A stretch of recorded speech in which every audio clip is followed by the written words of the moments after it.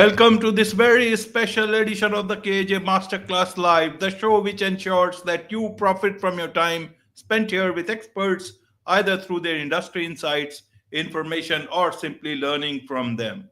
And today we have Jenn Donahue. She is a former US Navy captain and renowned civil engineer.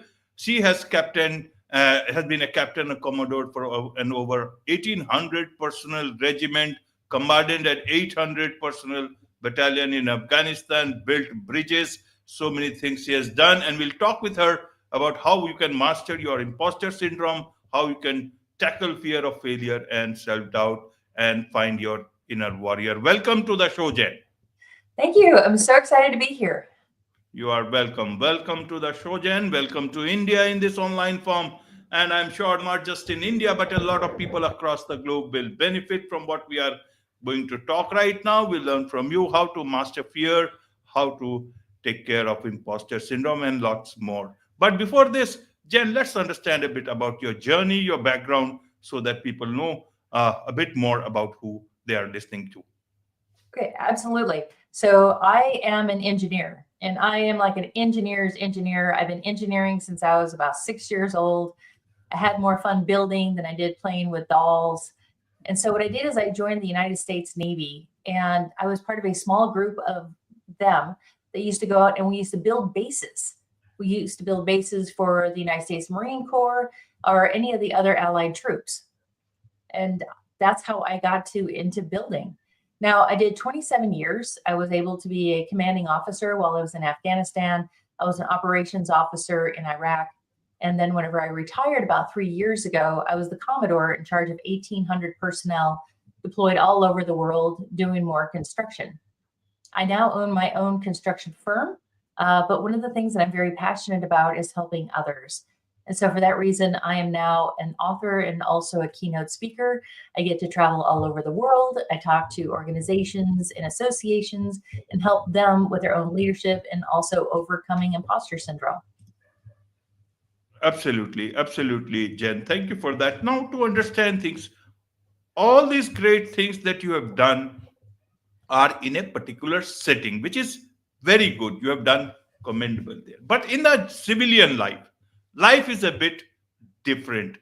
How do you bring those learnings from a bit of a structured environment to the bit of a chaos of civilian life? How do you do that? Well, one of the things I found out very quickly is that when somebody messes up, you can't make them do push-ups. So that's very frowned upon in the civilian world.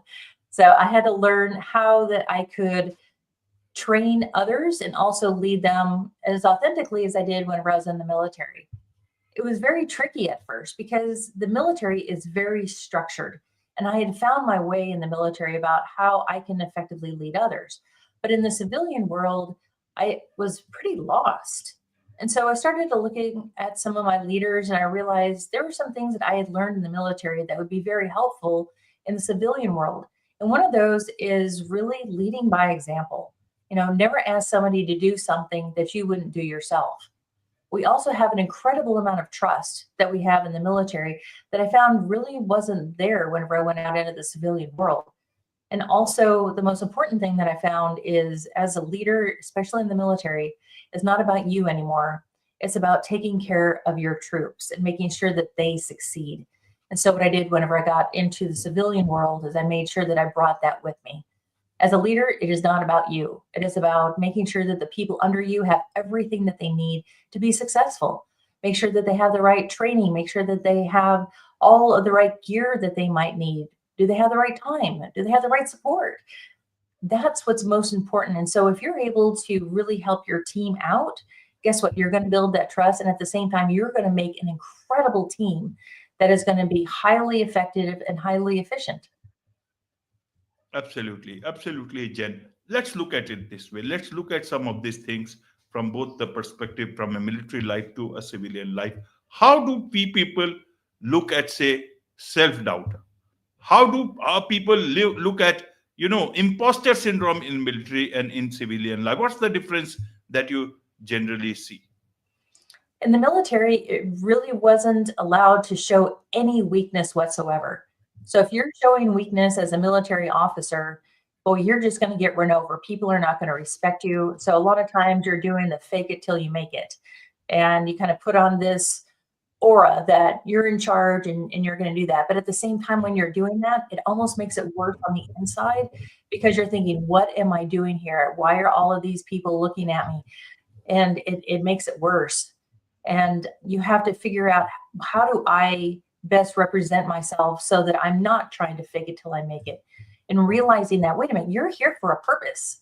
You are here in this position because you were chosen, and really trying to harness that realization that you are meant to be there. Now, on the civilian side, I found that there was a lot of the same type of thing going on, but it was sort of in the undercurrent. A lot of people, whenever they go up for their next position, they might look at all of the different requirements and think, you know what, maybe I'm just not ready. When in actuality, maybe they do. Maybe they have all of the requirements, but they don't have enough confidence, and they have all this self-doubt going on where they don't go for that next position. We can find it even in the boardroom. We can find it in a team meeting where people will sit there and think, I think I know the answer, but maybe it's just not good enough. Nobody's going to listen to me, maybe because I'm too young. And maybe my ideas are worthy of the group. All of those are imposter syndrome that I found on the civilian side as well. And you have to start to look around and look at your people and realize, I bet they actually know the answer, but maybe they have too much self-doubt to actually go forward and tell you what their ideas are. Absolutely, absolutely. So, in your case, let's learn from your example. How did you deal with the same thing called imposter syndrome in your own life? People can learn directly from you through that, Jenn. Absolutely. You know what I did? I did something super simple. I went over to the printer, I grabbed a clean sheet of paper, and I started writing down every single one of my wins, all of my accolades. And whenever I started to do this, I started to realize, hey, wait a minute, I've done similar things before. And it doesn't matter if you won the 4th grade science fair. It doesn't matter, if you graduated college. Write down all of those wins, because I'm also a nerd, sorry, but I like to study the brain. And what I have found is that when you start to read through everything that you've written, it basically triggers emotions in your brain to realize that, hey, you know what? I can do this. All those feelings of elation that you had, like whenever you conquered something, you start to feel those again. And so as you start to read what you've written, you realize, hey, you know what? Maybe I can do this. Look at everything that I've done so far in my life. Why am I talking myself out of doing this new thing? I have the background. I know I can do it. So it's super simple. Just write down your accolades, write down your wins, and start to think about, how did you do those? What are your inherent strengths that allowed you to conquer whatever those previous challenges were? Absolutely, absolutely. So, in real life, for leaders, especially business leaders, especially, when you have imposter syndrome sort of a thing, is it that easy? You are a trained person. You are mentally tough. You can get a piece of paper.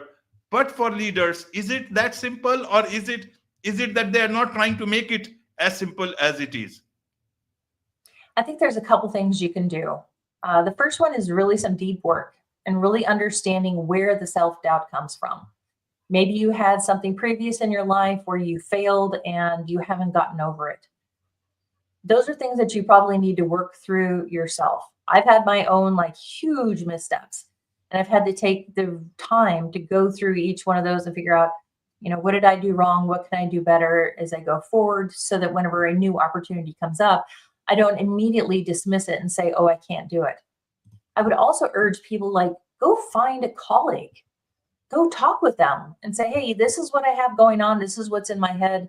I have this mean little voice telling me that, you're not good enough. You're not ready. Just go ahead and sit down before somebody figures out that you're a failure. Go find a colleague, go find a mentor, and talk through a lot of these issues, because you know what? They can't hear what's going on in your head. They know it's the truth. They know they have seen, they can tell that, hey, you know what? No, I've seen you conquer all these things before. They can't hear that mean little voice. So talk these issues through with them. And if you don't have a colleague or a mentor, I would highly suggest go and find one. But talk through some of these issues. And you know what? It's probably going to be a lot better, and you're going to get through these issues a whole lot quicker. Absolutely, absolutely. Now, a lot of people, leaders, especially if they have self doubt, and they also fear that others also know about their fears. Mhm. How do you then get respect within the organization, create that trust within the organization when you yourself are not able to trust as much as you did earlier on? In the military, it's a structured organization, Mhm. people have to follow orders. Right. In a private organization, it's not that. You have to win that trust. People will follow orders, but you will know that what they are thinking in their heads. How do you do this while problem creating solving your own trust issues with yourself? Ooh, that's a great question. Doesn't it feel like sometimes whenever we fail, that it's like up on some billboard that like everybody can see it whenever they drive by on their way to work? I mean, that's what it feels like. And, sometimes it feels like that in the office. When you're trying to create that trust and you're trying to work on your own self doubt, you know what I would tell every single person? Just start small. Show up as your true, authentic self. I mean, don't show up as anybody else because, they're already taken, but just show up as yourself and start small. Maybe you have to go to each person in the office and start with some small piece that you can start to create that trust with. Maybe it's giving them a small project. Maybe it's just opening yourself up a little bit, being a little bit vulnerable, talking with them and trying to build that trust. I find the best way to build trust is to ask questions of people. That's the best way to do it. Ask them, just how their day is. Try to find something in common with them. Find out what they need in order to succeed in the next project. What type of project are they looking for? When you show that you're really interested in other people, then they start to trust you in return. Now, because you're showing so much for other people and you're putting yourself out there in the world, that can be vulnerable and you start to have all this self-doubt yourself. Well, I would go back and say, hey, why am I having this self-doubt? Why am I doubting myself? Look at everything that I've done so far. People don't hire you to be in that position if they think you're going to fail. They hire you because they know that you're going to succeed. So other people are believing in you. You need to start to believe in yourself. And the best way to do that is to really start to look at why am I doubting myself? Absolutely. Why am I doubting myself? So, in terms of, see, people are, some people are very eloquent. They can tell to the world that they are there. Some people are, some leaders are very, performers. They do it all quietly, and they do not shout too much. They do not speak too much. But sometimes they have a lot of problems or, self doubts like others. You talk about finding your inner warrior. Now, I'm a silent man. I am a non-violent man. How do I find my inner warrior? Is it that easy? I have to do something. What are the things that I can do to really find my inner warrior? I believe we all have a warrior that's inside of us, and it's not a violent one, but I believe it's the way that we believe in ourselves that we can go and conquer those mean little voices that are in our head. We have these voices that tell us that we're not worthy, we're not good enough, we're a fraud. So think of that as like this sort of malevolent little voice that we just seem to have in our head. For me, the inner warrior is the one that's able to stand up to that mean little voice and say, no, you're wrong. And the best way to find your inner warrior is you have to start to believe in yourself. And it just takes a little kernel at the very beginning. And then you have to start to think about what are your strengths? And then what is your why? Why are you trying to do this? Not the why of like, why am I here? But why do I want to succeed? That's one of those things that's going to help strengthen your inner warrior. Now, that inner warrior, it's going to need to be strong. So you're going to have to go through some of these exercises a couple times. understanding what your strengths are, understanding your accolades.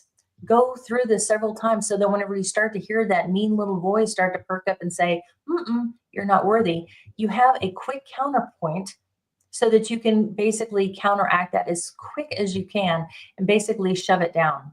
And I've had several times in my life where I've had some really scary situations where I started to doubt myself. And these were life and death situations while I was in the military. And all of a sudden, I started to hear these voices in my head saying, maybe you shouldn't be here. Maybe you're not good enough. Maybe you're not a good enough leader. But because I had gone through some of these exercises sort of over and over again to figure out, like, what am I best at? I was able to tamp it down very quickly, because the one thing that you don't want is when you have to make a serious decision, especially in a crisis, is you don't want those mean little voices starting to come up and try to tell you and derail you from what the answer really should be. So for me, the inner warrior is basically, that means to subdue the inner critic.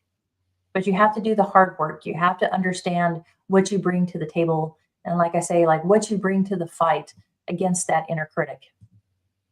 Absolutely, absolutely. Jen, one more thing I want to understand, that you commanded a lot of people, 800 personnel, as you said, as we said in the introduction, 800 personnel battalion in Afghanistan, and later Commodore for an 1800 personnel regiment. As an individual, and especially as a women leader, I want to understand, how did you create that thing so that people would not only understand your professional ability and capability, but also respect you and do things. Army has a structure, but then respect has to come by your deeds, not by just a structure. That's an excellent question. And I wondered this for quite some time. And I realized I took a different style of leadership than the people around me. In what I did, I was only 9% women. So pretty much I was the only female officer all the time. But I think what really set me apart from all of these is I took a very special interest in all of the people that worked around me and for me. A lot of people were basically saying, hey, I'm this officer and I need to get to that next rank. Or, they kind of made it about themselves, and they demeaned people. And basically they just shouted orders at them and expected them to do it. But what I like to do is I like to get to know each one of my personnel, what their strengths were. And what is really important is also to instill in them why we're doing what we're doing. I mean, that's, you can say, hey, go do this, but if you don't really have any buy-in, why would you do it? But if you explain to them, hey, we're doing this because of this reason, hey, how can you help out? All of a sudden they're starting to realize, hey, she really understands, she cares about me, she knows what I'm capable of. And all of a sudden now I've got like this little tribe that wants to follow me all over the place. And it was because of those types of things that I put more effort into developing my people, to talking to my people, getting to know each one of them and how they really could better fit into the organization, how I could help them excel, how I could help them get promoted. I think that's what really changed it. But at the same time, you still have the heart of the mission. Now, the mission's always going to probably be the most important. And so what you do is you find those people who can help with the mission and how they fit into the mission. And then you get buy-in from them about how they can affect the mission. And then they get excited about it. That's how you really go about a mission, is you get people who are excited about it and they're ready to go out there and conquer everything. I think that's part of what set me apart from some of the other officers. Right. But how do you keep your composure amidst difficult situations like building a bridge across Euphrates River in the midst of the Iraq war, and then, a bridge over the Panama Canal, building roads by drilling and blasting in Ketchikan? So many things you were doing. Amidst all those things, it's very difficult for anyone to keep that calm composure, forget about leading. And as a women leader, how did you make sure that all that right messaging was there, mentally also, and in terms of getting things on the ground? Before I left my hut, my tent, whatever it was every day, I would basically think about everything that had to be done. And I would plan out my day as best I could. I started to think about, where am I going to get hung up? Who might be trying to trip me up today? What are the things that I need to be aware of? And I would go through all of these mental exercises really before I even left, so that I knew that if we got bombed, if we had something happen to our convoy, that I was always ready at a moment's notice to be able to go and take care of that. And so that's what I did every morning. As I would literally just go through all of the worst case scenarios, what I would do in those scenarios, and then I would go forward. And honestly, when we would have a crisis, I was so much more calm because of that. At the very beginning of some of these tours, I didn't have a lot of confidence, and I didn't know what I was going to do during these times. And it was a mess. I mean, it was really a mess. So I had to get my stuff together so that whenever these crises were happening, people would be able to look to me because they knew that I would be the calm one in the room. I mean, I would have people that we had a convoy got hit, and they would say, hey, I only want to talk to Commander Donahue. They didn't want to talk to anybody else because I knew that I was going to be the one on that end of the line that was going to talk to them calmly. And we were going to go through all of the steps that we needed to do in order to get them home safe. If you're able to show up and be confident and calm for others, that's going to help other people around you also be calm, so that you are going to actually get done what needs to be done. Absolutely, absolutely. So people see barriers and they get stuck. You talk of a 5-step method, if I understand, people can overcome barriers. What are some of the things that people can look at barriers and take care of them? I would say there's 2 things that you can do.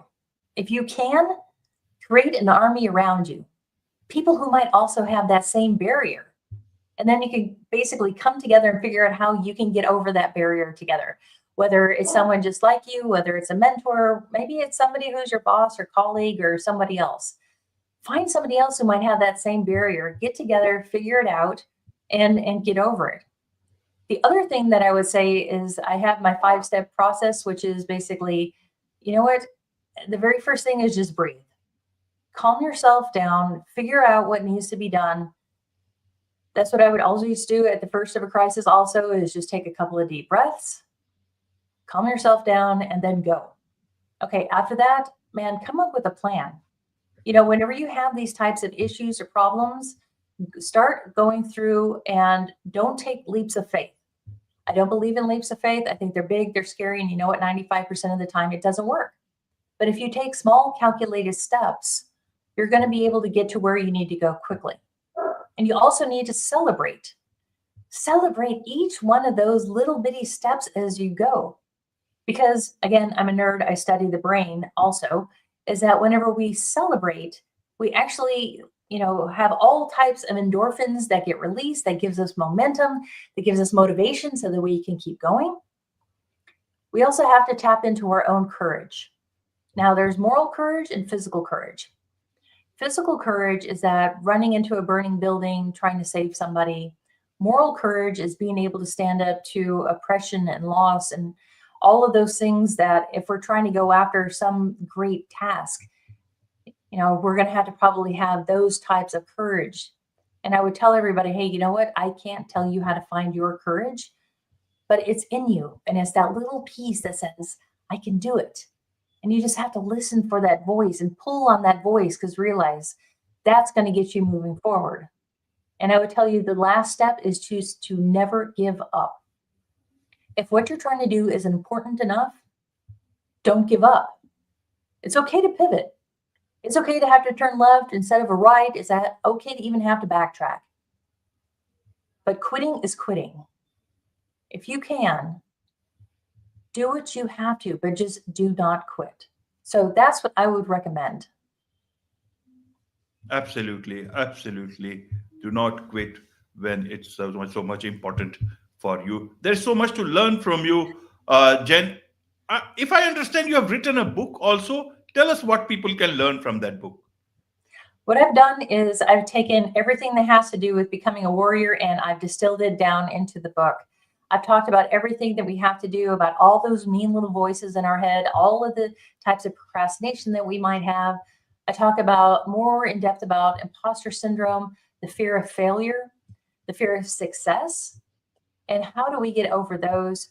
Then I tell you like how to find your warrior, how to arm that warrior against those mean little voices, how to strengthen that warrior. And what I call my weapon is my why, is like, why do I want to go after this? How do I make sure that that's ready to go?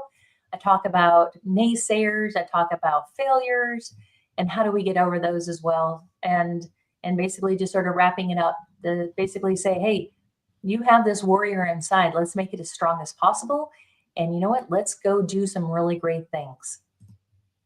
Absolutely, absolutely. There is much to learn from you about all these things, Jen, and I'm sure a lot of people would want to connect with you, learn more from you, about you, from your book, and so many things that you are doing at Donahue Engineering and Dare to Rise. So, tell us a bit. Tell us how people can connect and get the connect with you and get the best from you.